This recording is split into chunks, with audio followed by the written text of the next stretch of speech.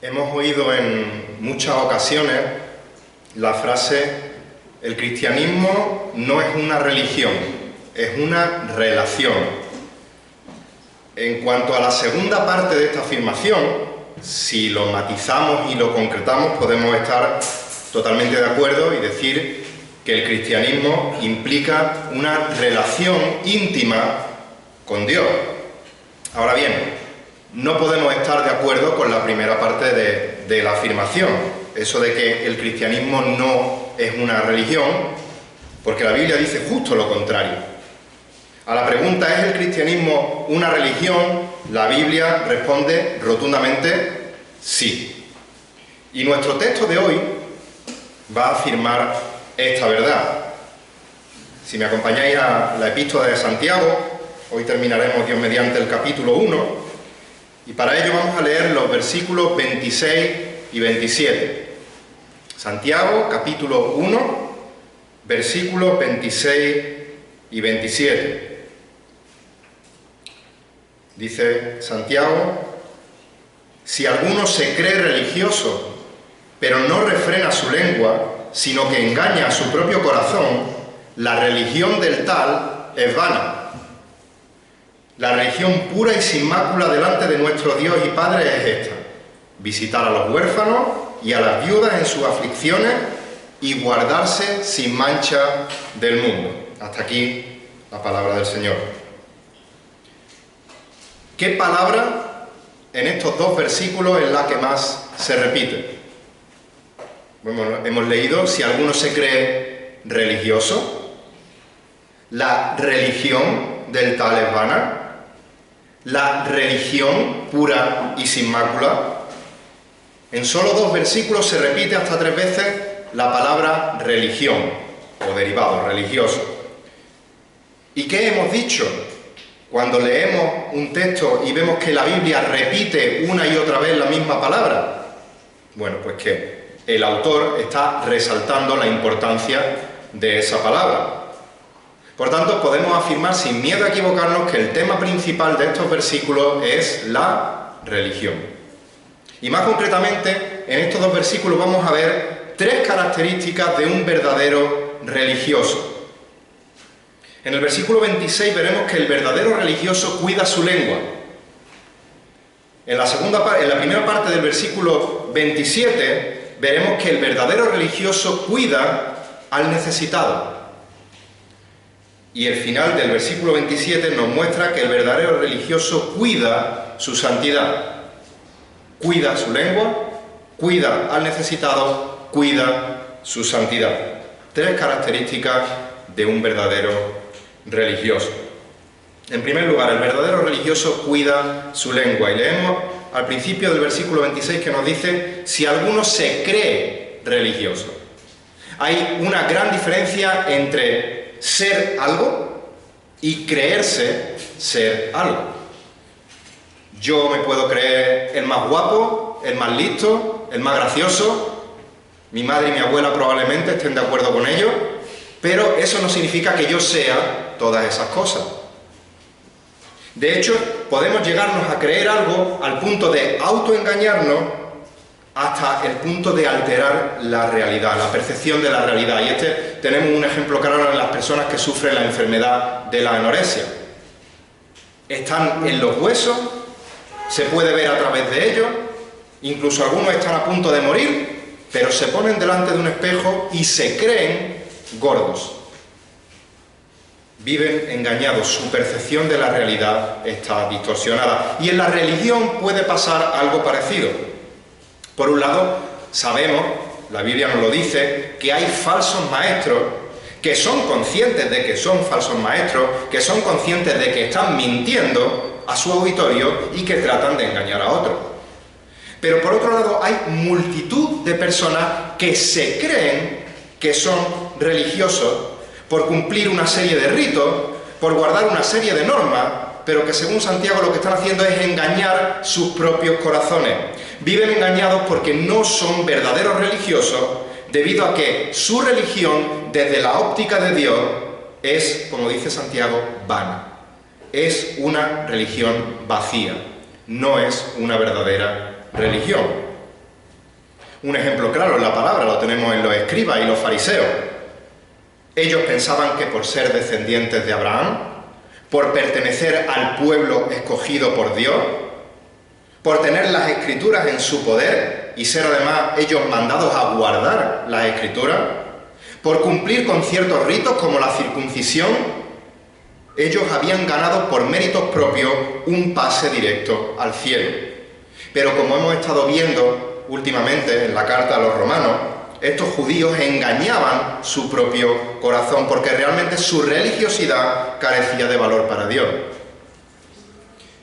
Trasladándonos al día de hoy, podemos ver grandes catedrales con grandes estatuas adornadas con telas de oro, con piedras preciosas. Se celebran misas muy pomposas, otras celebraciones también con mucha pompa, pero no se predica fielmente la palabra de Dios. Y por lo tanto, para Dios esa religión, esa religiosidad es vana. Vemos pseudo iglesias llamadas evangélicas, en las cuales tienen grandes puestas en escena, música muy espectacular, cientos de actividades, pero donde no se abre ni siquiera la Biblia. Para Dios la religión de esto es vana.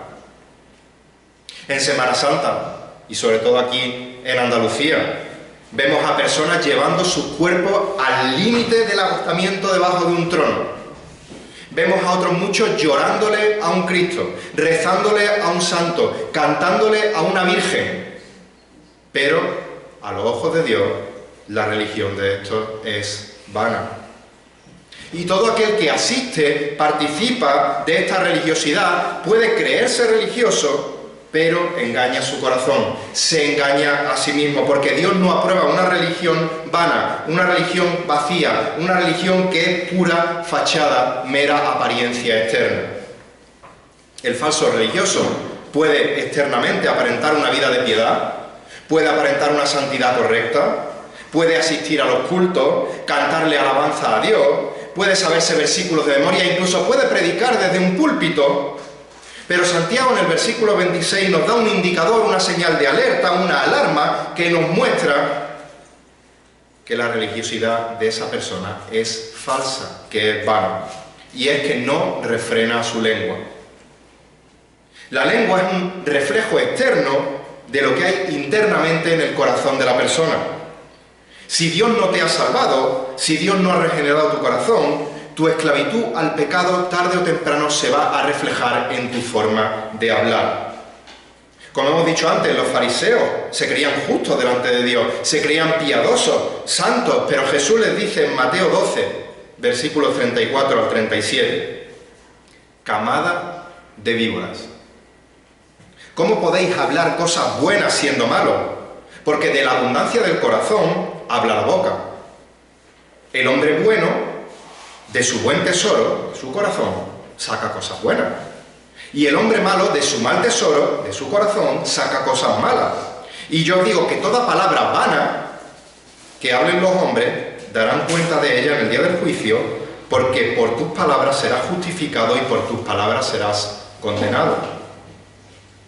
Más adelante, si Dios quiere, en el capítulo 3 de Santiago, profundizaremos en los peligros que tiene el no refrenar la lengua y en la importancia que tiene cuidar la lengua. Pero la pregunta que tenemos que hacernos ahora es, si soy un verdadero creyente, ¿estoy refrenando mi lengua? Si la respuesta es no, párate a pensar en primer lugar si eres realmente creyente. O si estás viviendo engañando tu corazón, creyéndote un verdadero religioso, porque tu lengua puede estar mostrando la realidad de que tu corazón no ha sido regenerado. Ahora bien, si estás seguro de que eres un verdadero creyente, un auténtico cristiano, pero te cuesta refrenar tu lengua, en primer lugar pídele perdón a Dios por el pecado tan grande que estás cometiendo y sométete a la palabra de Dios. Obedece las palabras del Salmo 34, versículo 13, que dice: guarda tu lengua del mal y tus labios de hablar engaño. Ora a Dios para que puedas apropiarte las palabras del salmista cuando dijo en el Salmo 39: guardaré mis caminos para no pecar con mi lengua, guardaré mi boca como mordaza, Salmo 39:1. Y fijaos que el salmista no dice, guardaré mi boca para no pecar con mi lengua, sino que dice, guardaré mis caminos, guardaré mi andar cotidiano, es decir, guardaré mi conducirme por mi vida diaria, en definitiva, guardaré mi corazón. Ahora bien, no te lleven a engaño estas palabras. Dios no está diciendo que simplemente tienes que cambiar tu forma de hablar, sino que Dios te está exhortando a cuidar tu lengua y, por implicación, a cuidar de tu corazón, que es el que realmente se ve reflejado en tu forma de hablar.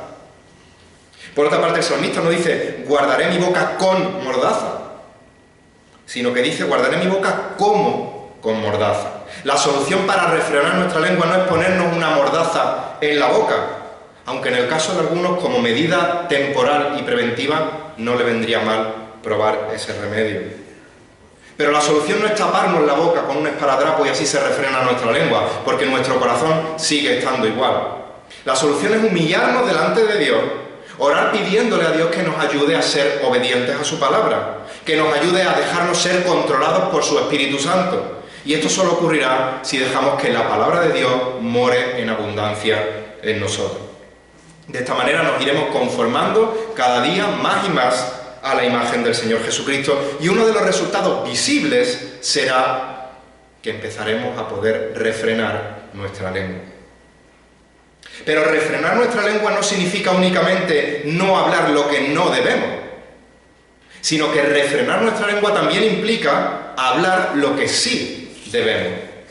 Dice el apóstol Pablo en Efesios 4:29, no salga de vuestra boca ninguna palabra mala, es decir, refrena tu lengua. Pero el versículo no termina ahí.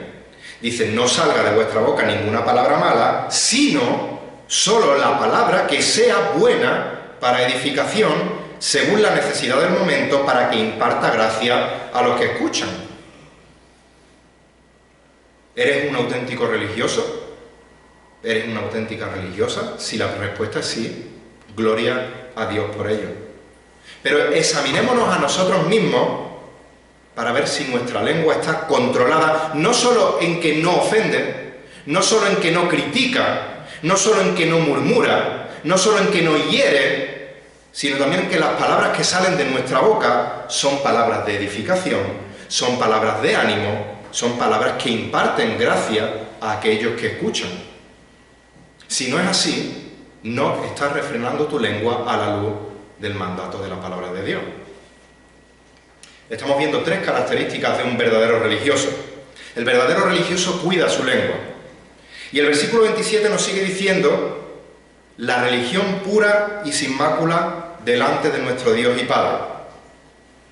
La palabra pura en el original hace referencia a limpieza, mientras que la palabra sin mácula en el original denota libertad de contaminación, algo libre de corrupción. Son sinónimos. Por un lado, limpieza, por otro lado, libertad de corrupción, de contaminación. Ahora bien, ¿cómo podemos saber si nuestra religión es pura y sin mácula? Pues porque es la religión, como dice Santiago en el versículo 27, de nuestro Dios y Padre. La religión pura y sin mácula no se basa en nuestras opiniones, no se basa en nuestra tradición, no se basa en nuestra denominación. La religión pura y sin mácula no consiste en hacer un estudio de mercado para ver qué técnica podemos aplicar para llegar mejor a los perdidos. La religión pura y sin mácula no necesita añadir sabiduría humana a la palabra de Dios para ser más relevante en la sociedad o para que la gente no se ofenda al ser confrontada con su pecado. La religión pura y sin mácula es la que sale únicamente de la palabra de nuestro Dios y Padre. Y no nos tiembla la boca al afirmar el principio, la verdad de sola Escritura. Es decir, solo la Escritura, solo la Biblia, solo la palabra de Dios es nuestra única norma suprema de fe y conducta. No añadimos nada a la palabra, no quitamos absolutamente nada de la palabra.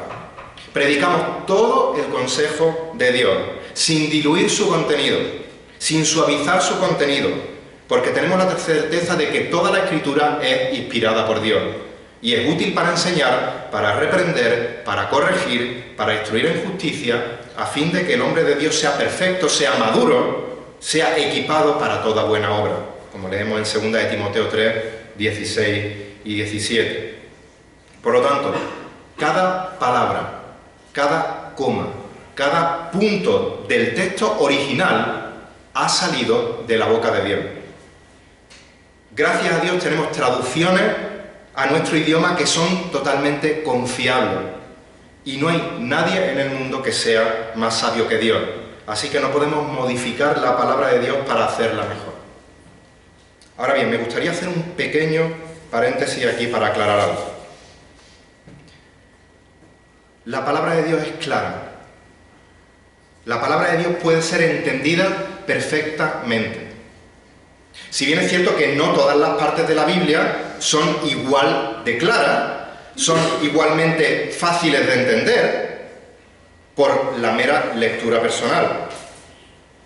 Pero todo lo necesario que debe conocerse, que debe creerse y que debe obedecerse para ser salvo, puede ser entendido por la lectura personal de la palabra de Dios. Esto es una consecuencia del principio de sola escritura. Ahora, algunos han hecho un mal uso del principio de sola escritura y dicen cosas tales como: si la Biblia es mi única autoridad y yo tengo una Biblia y yo tengo al Espíritu Santo, no necesito sujetarme a mis ancianos, no necesito conocer la historia de la Iglesia, no necesito escuchar a otros, no necesito leer a otros, de manera que la verdad de sola escritura, la verdad de que la Biblia es nuestra única norma suprema de fe y conducta, se convierte en solo escritura. Es decir, yo solo con mi Biblia sola. Eso es suficiente. Pero es que tu Biblia, al igual que la mía, dice que Dios ha constituido a pastores, a maestros, para equipar al pueblo de Dios para la obra del ministerio.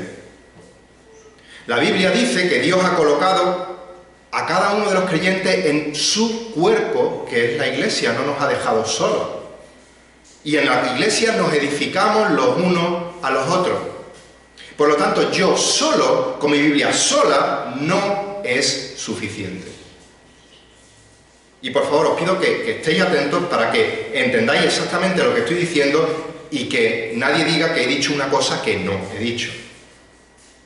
La Biblia es lo único que predicamos. Y no cedemos ni un milímetro de terreno a añadirle o quitarle algo que proceda de fuera de la Escritura. Pero, aunque viviésemos eternamente, no en la eternidad, sino en esta tierra, en nuestros cuerpos actuales, aunque viviésemos eternamente, nuestra mente limitada jamás llegaría a abarcar la profundidad de las Escrituras, de la riqueza de la palabra de Dios, y menos mentes limitadas y torpes como las de un servidor. Pero Dios no nos ha dejado solos en el mundo, sino que nos ha dado a hermanos, nos ha dado a hermanas que estudian la palabra de Dios, que nos ayudan a poder acercarnos al estudio de la palabra de Dios de manera más eficaz. Así que hemos de buscar lecturas fieles a la palabra de Dios, comentarios fieles a la palabra de Dios, diccionarios bíblicos fieles a la palabra de Dios, predicaciones fieles a la palabra de Dios, que nos ayuden a comprender mejor la palabra de Dios, para que de esa manera podamos entenderla, explicarla y aplicarla diligentemente para la gloria de Dios. Así que acudir a los recursos que Dios ha provisto para estudiar mejor la palabra de Dios no contamina la pureza de la palabra, sino que por el contrario hace que podamos estar más seguros de que lo que estamos predicando sigue siendo puro y sin mácula. Y aclarado este paréntesis, volvemos al versículo 27, que nos muestra dos pruebas prácticas y palpables de la religión pura y sin mácula delante de nuestro Dios y Padre, y que son las otras dos características de un verdadero religioso. En segundo lugar, el verdadero religioso cuida del necesitado. Dice el versículo 27, la religión pura y sin mácula delante de nuestro Dios es esta: visitar a los huérfanos y visitar a las viudas en sus aflicciones. No eres viuda, no eres huérfano, entonces no tenemos que ayudarte.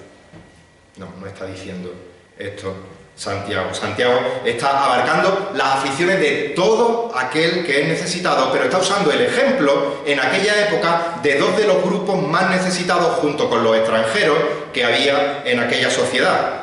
En aquella sociedad, quedarte sin padre, quedarte huérfano, o si eres mujer, quedarte viuda, quedarte sin marido, te daba la mayoría de las papeletas para sufrir grandes penurias y necesidades, porque no había servicios sociales, no había pensiones de viudedad que pudieran echarte un cable. Ahora bien, nuestro Dios no deja nunca desamparado al necesitado. Dice Deuteronomio 10:18 que Dios hace justicia al huérfano y a la viuda y muestra su amor al extranjero dándole pan y vestido. El Salmo 68, versículo 5 dice: Padre de los huérfanos y defensor de la viuda es Dios en su santa morada. En Éxodo 22:22, Dios le dice a su pueblo: a la viuda y al huérfano no afligiréis. Deuteronomio 18 dice el versículo, a partir del versículo 28, al final de cada tercer año sacarás todo el diezmo de tus productos de aquel año y lo depositarás en tus ciudades. Y vendrá el levita, que no tiene parte ni herencia contigo, y el forastero, el extranjero, el huérfano y la viuda, que habitan en tus ciudades, y comerán y se saciarán, para que el Señor tu Dios te bendiga en toda obra que tu mano haga. Y dice Deuteronomio 27:19, maldito el que pervierta el derecho del forastero, del huérfano y de la viuda. Jeremías 7, versículos 5 al 7, el Señor le dice a Israel: porque si en verdad enmendáis vuestros caminos y vuestras obras, si en verdad hacéis justicia entre los hombres y su prójimo, y no oprimís al extranjero, al huérfano y a la viuda, ni derramáis sangre del inocente en este lugar, ni andáis en pos de otros dioses para vuestra propia ruina, entonces os haré morar en este lugar, en la tierra que di a vuestros padres para siempre. Así que no hay duda de que Dios cuida del huérfano, Dios cuida de la viuda, Dios cuida del extranjero, Dios cuida del necesitado. Pero uno de los medios que Dios ha establecido para cuidar del necesitado es la ayuda a través de su Hijo, a través de los verdaderos religiosos, a través de los cristianos.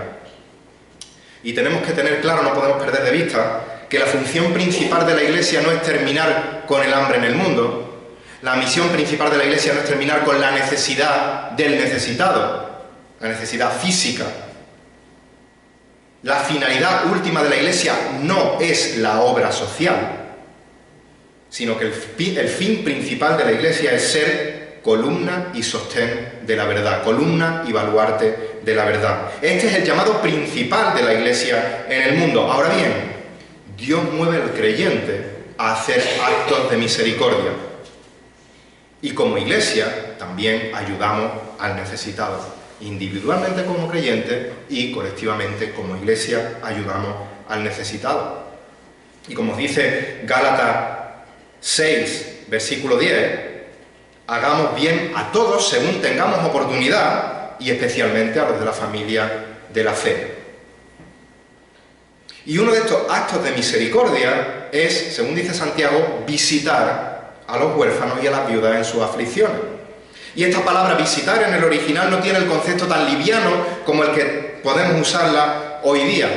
Sin ir más lejos, el sábado pasado nos visitaba una familia a casa, se quedaba a cenar, pasamos un buen tiempo de comunión con ellos, terminó el rato de comunión y se fueron y nos despedimos y se fue la visita. La palabra visitar aquí tiene un sentido mucho más profundo. En el original significa inspeccionar algo, examinar algo, saber en qué situación se encuentra algo. Esta palabra visitar en el original proviene de la misma raíz que episcopos, que se traduce como obispo, como sobreveedor. Y en el Nuevo Testamento se usa también en ocasiones para hablar de la visita que Dios hace a los suyos para ayudarlos. Como por ejemplo, en Lucas capítulo 1, versículo 68 leemos: bendito sea el Señor Dios de Israel porque nos ha visitado Y este es el sentido. No simplemente ha venido a vernos y luego se ha ido. Y ha efectuado redención de su pueblo. Versículo 78, por la entrañable misericordia de nuestro Dios, con que la aurora nos visitará desde lo alto. Dios nos salva y no nos deja nuestra suerte, sino que Dios nos salva y Dios nos visita. Dios derrama su misericordia y su cuidado sobre nosotros. Y en el caso de nuestro texto de hoy, visitar a los huérfanos y a las viudas en sus aflicciones significa conocer en qué situación se encuentra la persona en necesidad. Examinar cuál es la aflicción por la que está pasando esa persona. Preocuparnos profundamente por ellos, por sus situaciones de aflicción, para que en la medida de lo posible podamos ayudar en esa situación. Y esta es una de las razones por las que también los jueves nos reunimos a orar. Para preocuparnos y orar, entre otras cosas, por las aflicciones de nuestros hermanos. Y yo os pregunto, y a mí el primero, ¿es la preocupación por la necesidad de los demás y primeramente por los hermanos de la fe una característica de tu vida? Porque esta sí es una característica de la religión pura y sin mácula delante de nuestro Dios y Padre. Esta es una característica de un verdadero religioso. Estamos viendo tres características de un verdadero religioso. El verdadero religioso cuida de su lengua, el verdadero religioso cuida al necesitado y en tercer y último lugar, el verdadero religioso cuida de su santidad. La religión pura y sin mácula delante de nuestro Dios y Padre también es esta: guardarse sin mancha del mundo. Y esta palabra guardarse es una acción continua, no está hablando de algo puntual, sino de algo continuo en la vida. Un verdadero religioso se guarda continuamente sin mancha del mundo. Ahora bien, para no malinterpretar este versículo tenemos que entender qué significa la palabra mundo en este contexto. Santiago no nos está diciendo guárdate del mundo aislándote en un monasterio para que el mundo no te contamine. Santiago tampoco está diciendo no te relaciones con los que son del mundo, relaciónate solo con los creyentes. Porque la palabra mundo en este texto hace referencia al sistema de pensamiento que rige este mundo, a su moralidad, a sus valores. Y en 1 Juan 5:19 se nos dice que todo el mundo yace bajo el poder ¿de quién? Del maligno, de Satanás. Por lo tanto, podemos estar seguros de que el sistema de pensamiento del mundo va a ser un sistema de pensamiento totalmente opuesto a Dios, en contra de la palabra de Dios. Por lo tanto, guardarse sin mancha del mundo, lo que significa es vive una vida de santidad práctica. Vive una vida de santificación progresiva, guiada por la palabra de Dios. Por eso el apóstol Juan nos exhorta, diciéndonos en 1 Juan capítulo 2, versículos 15 y 16, no améis al mundo, ni las cosas que están en el mundo. Si alguno ama el mundo, el amor del Padre no está en él. Porque todo lo que hay en el mundo, la pasión de la carne, la pasión de los ojos, la arrogancia de la vida, no proviene del Padre, sino ¿de dónde? Del mundo, del príncipe de este mundo.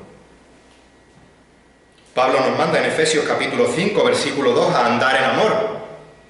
Versículo 8, a andar como hijos de luz. Versículo 15, a tener cuidado de cómo andamos, no como insensatos, sino como sabios, aprovechando bien el tiempo. ¿Por qué? Porque los días son malos.